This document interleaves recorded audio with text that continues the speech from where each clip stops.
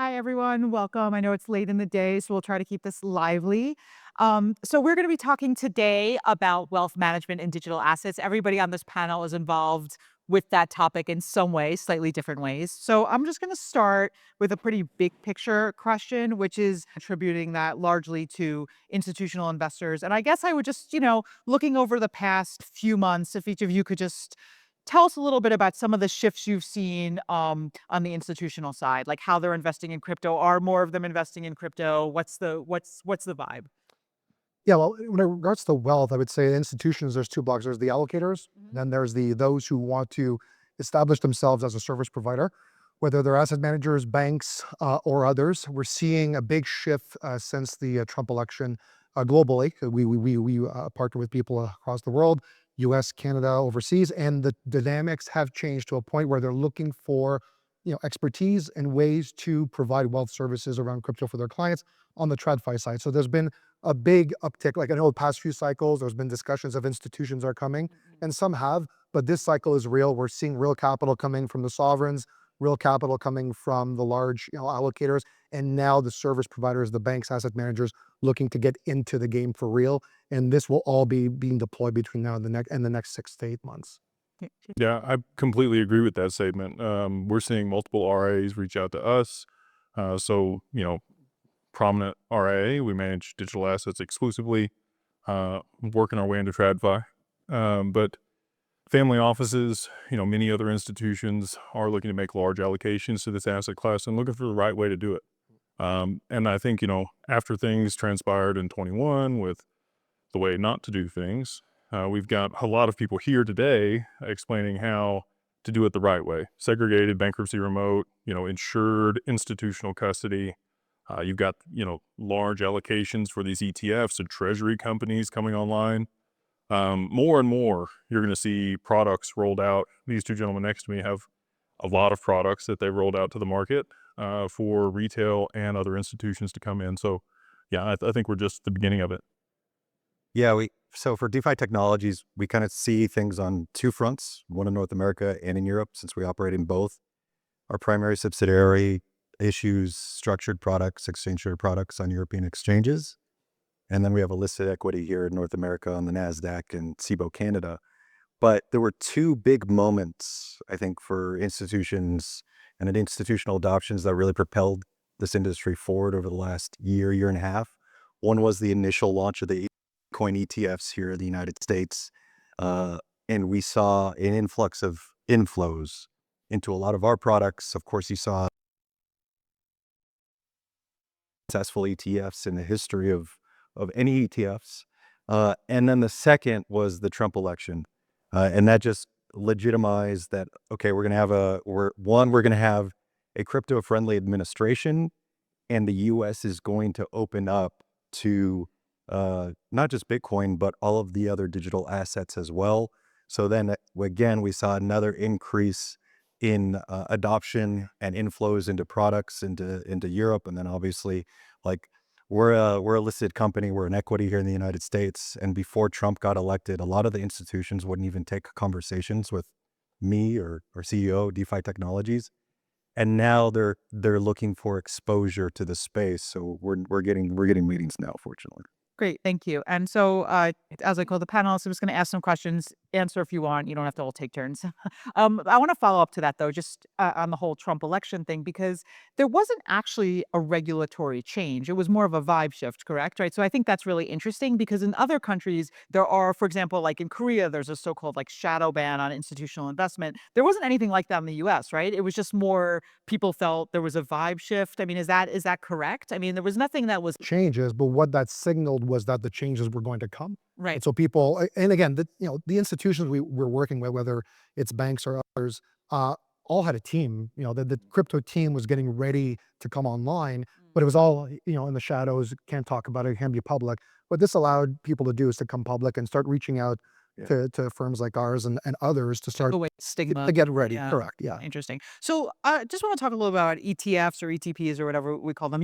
All your businesses touch on them in different ways. So I think what's interesting about them is obviously there's been a huge boom, and that's part of this institutional story. But like the original concept of crypto ETFs was, oh, it's really hard to trade crypto, and I don't know how to set up an exchange or whatever. So we need this ETF. As it's sort of getting a little bit easier for people to just exchange crypto directly, and then some people say that the ETF prices aren't as good as spot prices. I mean, where do you see ETFs going in the future? Policies, procedures, investment committees, and how they function. They were groundbreaking in multiple ways because and for some, it removed the compliance complexity and allowed it to be an investment decision. That was one.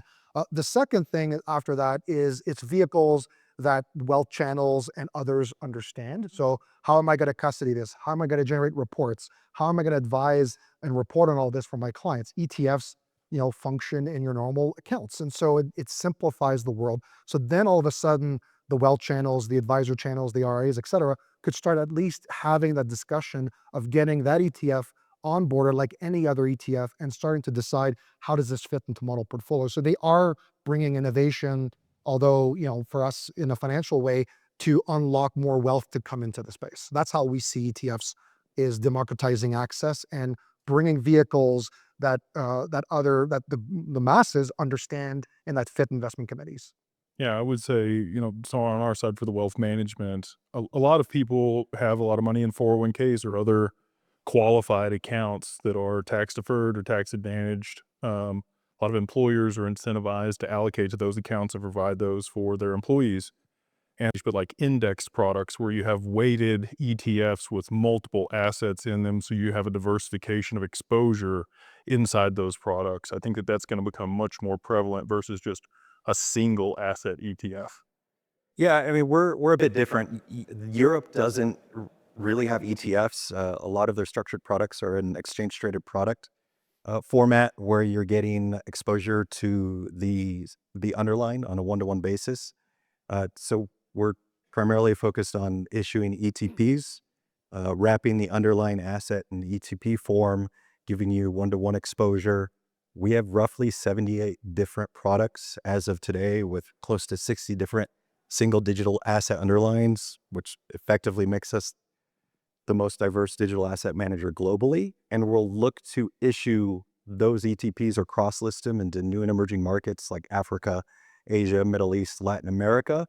We aren't particularly keen on coming to the US and competing with the likes of BlackRock or Fidelity, but there is a lot of opportunity in these new and emerging markets who want regulated exposure to digital assets because they don't currently have them. We are being asked by regulators to come and offer these types of products. And then in Europe specifically, they've been offering digital assets in a regulated fashion since 2015. So Europe is pretty much a decade ahead of anybody in North America. And with new MiCA regulations, they're continuing to advance. And I think you'll see the US continue to come along, and then other developing areas that I mentioned as well. I think there's a conversion that's going to happen. It's going to happen a lot faster than people think. So there's the TradFi, and then there's the crypto wealth, which Jake and his team serve extremely well. And so as an asset manager, we focus in those two markets. So on the TradFi side, like we were mentioning, you have traditional platforms, asset managers, and banks looking to figure out how this will fit in their wealth channels, portfolio construction, training the advisors. These are things that we're helping with. At some point, once they're comfortable with that, and they are coming, I can tell you, then they'll want to get into how do I bank the client beyond just wealth. So, I need to be able to custody those assets. I need to be able to offer banking services against those assets, because today, most of them don't. So that's going to bring TradFi into the crypto space for people who don't have exposure, that will get it through their wealth channels, and then bring in the crypto wealth. And then today we're seeing, specialized firms, focus on crypto wealth. So all of a sudden you wake up one morning with 100 million, 200 million in your ledger wallet, and you don't know how to structure the tax. You don't know how to structure basically anything for family trust, et cetera. You want to earn a yield on this. You want to diversify. This is where you're getting specialized firms getting up and running to serve as this crowd. Those worlds will collide in the coming 18 months. Yeah, just adding briefly on that, one of the big things, governments really want to adopt regulated structured products, ETFs, ETPs, so that way they can get the tax benefits of it. Yep. Interesting. So actually, that kind of segues into my next point that Pascal just alluded to. It's like, what do you see as some of the biggest sort of pitfalls or mistakes to avoid? When you're kind of advising on management. I mean, either on institution or retail or whoever. Like, what are some of the big just mistakes, the most common mistakes, or the kind of craziest mistakes that you've seen people make that and that sort of leads them to hire people like you to avoid those? We talked about this a little bit earlier, but let's say you set up a trust, right? And you don't have an institutional custodian that's multi-sig and can build governance into who can sign what for, an exchange or buying or selling or removing assets from a wallet. It's kind of crude, but in the past, people have written those keys down on a piece of paper, torn them in half, deleted the wallet, and then given their trustee half the keys. And so anytime you want to do something, you've got to bring those two back together and reconstitute that wallet. I don't know about you. That's not my favorite way to play the game.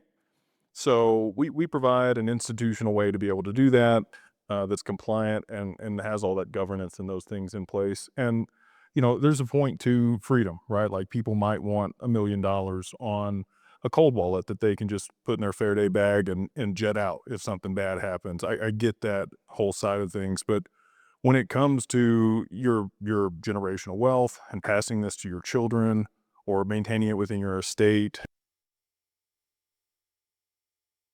and inside different entities or structures in multiple jurisdictions, I think that this is going to become much more prevalent now that we have institutions, Zodia, and many others that are across the world. I think it's becoming much more prevalent, at least for high net worth individuals and family offices, as far as we're working with.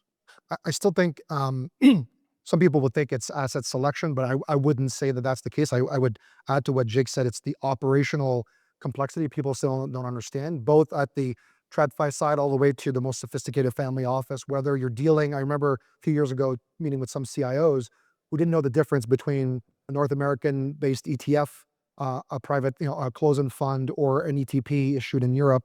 And they're like, "Oh, tell me the difference between your product or 21 shares or Grayscale back before it was an ETF." They just didn't even understand the structure and the risks relative to NAV, or how a debt note is structured in Europe versus bankruptcy remote ETF in the US. So all these things now need to continue to educate on the crypto side, how things are custody, et cetera. And even on the hedge fund side, which we deal with, we still see a lot of people focused on returns, which are important, but don't understand the operational risk they may take with certain LPs. They don't understand the difference between a fund of fund versus a managed account. So these are all things that still bring risk into the space. So that's why working with regulated entities like us and others, really bring that excellence so that you understand that it's, capital preservation first through operational excellence, and then seeking, performance through returns. I want to touch on counterparty risk. Yep. Right. So you asked for mistakes that I see other people make. So let's say you do put your assets into a DeFi protocol. Cool. Like I'm all for DeFi, but you do have exposure there, right? That smart contract could be hacked. Are you actually giving up the assets, or are you reflecting it with them? We have the capability now for you to maintain ownership of those assets and reflect that value with the counterparty, so that you're mitigating a lot of that counterparty risk. There's still exposure on things, right? But at the end of the day, you want control of those assets and visibility on them. And if they're being rehypothecated or, a bunch of the stuff that's been done in the past, you would like to be aware of that. So I think a lot of people, they don't even know that those things exist. They think that they're going to have to give up their assets in order to generate a return. That is the biggest change in the past 2 years that, all that we pushed to help innovate. But since FTX, so people are asking, what's the difference between then and now? It's the maturity of the operations, and understanding what you have access to is critical. Yeah. BNY talked about margin against these assets. It's still very nascent. There's not a whole lot of people that will provide it and do it. Most of them are on the Web3 side, but the banks are coming. They were on the panel, they were talking about it. And so there's some larger prime brokers and other people that we've had conversations with that I do think will be willing to lend against these assets at very reasonable LTV or margin, so that you can orchestrate the stuff that we're discussing. Yeah, I don't really see, I haven't seen any mistakes. It's more so, I think the biggest obstacle still to widespread adoption is to specifically all the alts is a lot of fund managers or portfolio managers that I talk to, they're just wrapping their heads around Bitcoin, Ethereum, maybe Solana, but all the other alts, most of the questions I get are, so are these just meme coins? Yeah. Do they have any utility? There's still the misnomers that they're not generating any revenue. There's no cash flow. There's no businesses on these chains. So it's so that is the biggest obstacle I face when talking about the utility and the case to invest in altcoins and other digital assets outside of Bitcoin and Ethereum. So we have a lot of work to do on that front. Yeah, well, Curtis, that's actually a really good point. I was follow up on that for a moment because I have friends all the time asking for like crypto advice, investment advice, and I just I don't go near it because I don't want that liability. Especially, I mean, everybody knows that crypto is volatile, but once you get into the alts, it's like you really don't know. You really don't know. I mean, there's been very surprising things that have happened. The alts that people thought this is going to the moon, and then it just doesn't. I mean, how do you just deal with that? Because it's again, when you're looking at, and I know this is sort of like a TradFi perspective, but when you're looking at crypto versus equities, people argue, well, with equities, you do have, things you can look at, right? That indicate future performance. Crypto can be a little bit of a crapshoot, especially when you get into the alt. So yeah, I'm just curious, like how you guys deal Yeah, with so that. Yeah. so we're right now we have, for one of our clients is a top 5 Canadian bank, and we have to train thousands of advisors, and they're not going to go through a 6-week boot camp on the different. It's just not going to happen, right? They have other products to sell. So how do you simplify it?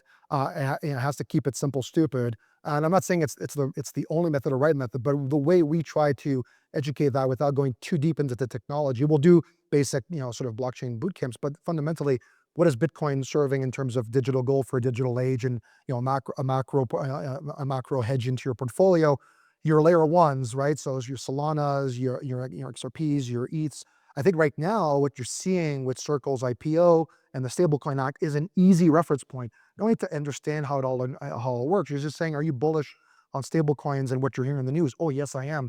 That needs to be settled on a layer one. Then you ask them, are you bullish on RWAs? I know you are. That needs to be tokenized on a layer one. So they get the value prop. And then everything else, we just tell them it's liquid venture because they're still scaling, they're still proving themselves. And so just treat it as liquid venture in your portfolios. And so just don't label crypto as being all the same. And then when we explain it that way, I could pitch this in 15 minutes in a room and they know how to position it with our clients.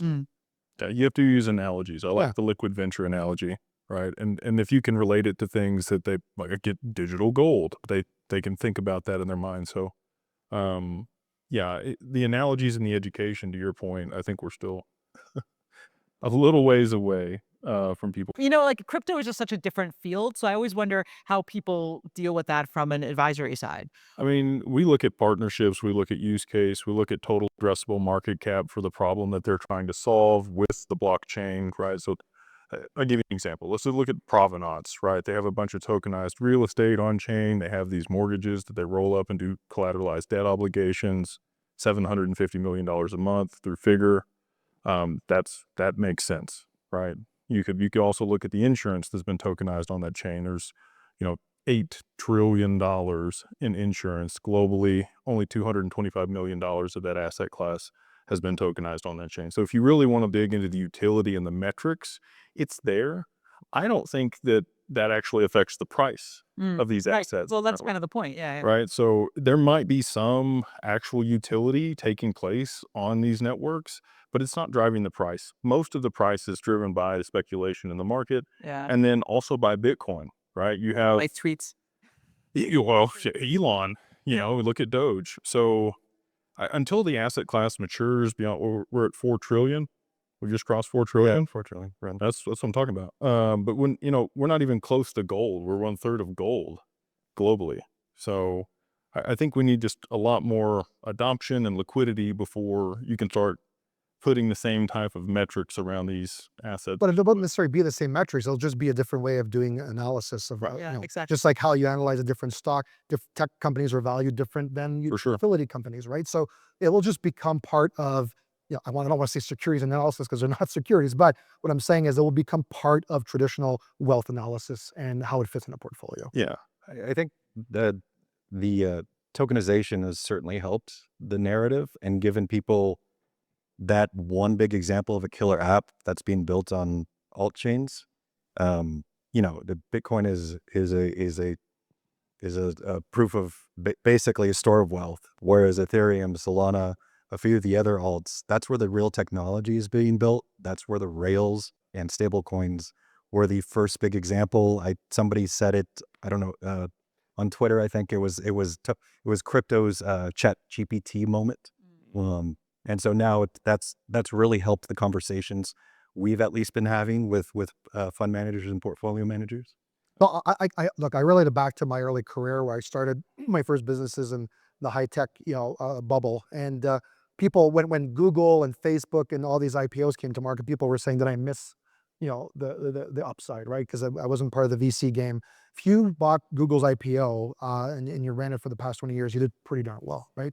And so I'm saying this because here we are answering questions that we know that this is coming into the space, but I still think we're early enough to a point where we're not going to see necessarily the 500x in a month, but I think we are circa 2003, 2004, where all these tech companies that were misunderstood, that were laughed at because a lot of them were hype and bubbles, became sort of today, without the tech sector, the S&P 500 is not staying afloat. I think crypto is going to be that next leg of asset allocation in people's portfolios. So in my opinion, we're circa 2003, 2004, where the real players and the real technology is established, regulation is clear, it's making its way in. So you're still quite early. I think risk reward, it's a good time to enter. We don't have too much time left, so I just want to get to one final question, which is basically your favorite strategies for generating returns. Ooh, that's good. Mm. So I think you're going to get some different answers from this panel than you would maybe some other ones. He might have some good DeFi stuff, but so we actually don't use DeFi to generate returns for our clients. We use traditional methods. So kind of a have your cake and eat it too. You're able to, like I talked about, keep your asset in institutional custody, reflect that balance with the counterparty. They get a line of margin against it, somewhere between 60 and 100%, just depends on the asset. They trade, somewhere between 50 and 70% of that line of margin in a market neutral strategy. And so that way we're able to, look at past track records for these funds that have generated some pretty good returns. You're not, overexposing yourself to counterparty risk, the exposure, the potential losses, their losses for the strategy, but that's really the risk that you're running. And it's a great way to, maintain your long position with the asset, not having tax implications, and then still generate some cash flow. So for us, for sure, right now, the biggest draw is the market neutral strategies around pensions and large institutions. It's not necessarily gaining you crypto exposure, aka yes, you're using crypto or you're using the liquidity of the disconnection in the industry to create a nice return. So that is definitely meeting the needs of institutions who are typically looking for market neutral, and the TradFi space has kind of dried up. So crypto is the next edge on that, and capacity is being built. And infrastructure is becoming more institutional. And then there's yield on non-yield bearing cryptos where, people who have got a lot of Bitcoin, the ecosystem and the infrastructure is becoming institutional enough to be able to do that without putting your assets at risk. Yeah, personally, I'm kind of risk adverse. So I just buy the spot and I'll stake it if it's able to be staked. But in terms of our business, everything we do is leveraging yield in any way we can. We generate yield on our AUM, or assets in our management. Like I mentioned, majority of our AUM is made up of the altcoins. So we can actually even stake our Bitcoin through a partnership with CoreDAO. It's effectively a layer 2 on top of Bitcoin.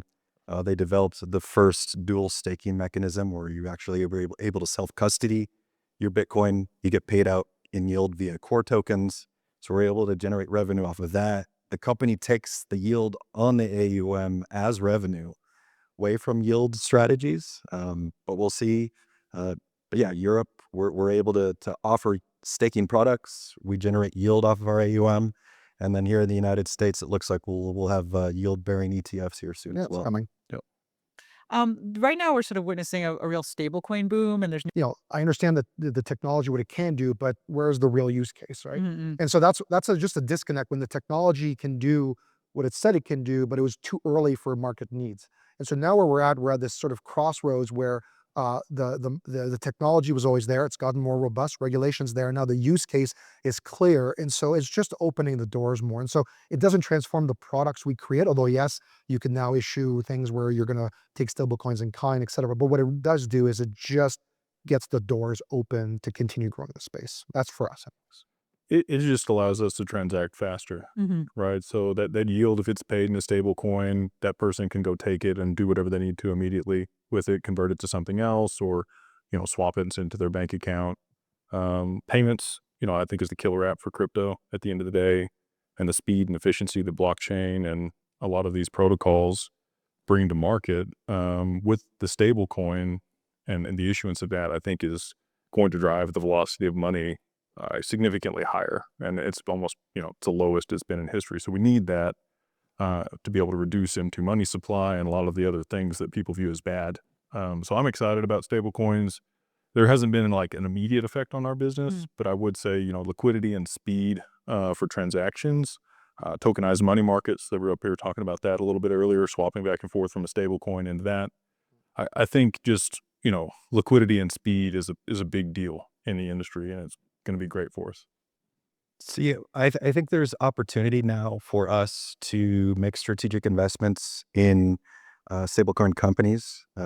You have Tether, Mm. and then as well as a few upcoming companies that will be launching yield bearing stablecoins, and that's an opportunity for us to potentially commercialize and then implement those stablecoins into the plumbing of our operations. For example, if somebody launches a yield-bearing stablecoin, we could effectively wrap that in an exchange-traded product and offer investors effectively risk-free yield. Depending on what that yield is, we can run it through our OTC trading desk, or Stillman Digital. We're doing a couple of $1 billion a month in trade flows, and get additional yield and fees off of that as well. So it's just really opening up additional liquidity and opportunity and access to players who weren't exposed to digital asset space before. And that's going to create a tremendous amount of wealth Yeah, across the space. that seems to be the consensus. So we only have about a minute left. Anything else anyone wants to say that you didn't get to say? I was just going to go back to the mistakes, and you guys, I would be interested in y'all's opinion on this. I think market cap, people look at market cap and they go, oh, you can't have, trillions of dollars in market cap in these networks. I think people are going to be very surprised by what the market cap some of these networks go to, because they're used to looking at it like a stock Mhm. where all of those shares are traded. But circulating supply and available supply or total supply of a token are very different. Right. I'm excited to see some of the market caps of these digital assets far surpass, these trillion-dollar companies that you're used to seeing on the stock market. Well, that's a good point. I keep telling people that it's the first time in history where the technology is also the asset, and that's where it gets hard. Because, like you're mentioning, total value locked. It's if we were to say, X asset manager, manages trillions, no one blinks an eye. These networks can essentially do this. Exactly. Yeah, you're bang on. Okay. Well, thank you so much. Thank you. That's good. Thank you. Thank you.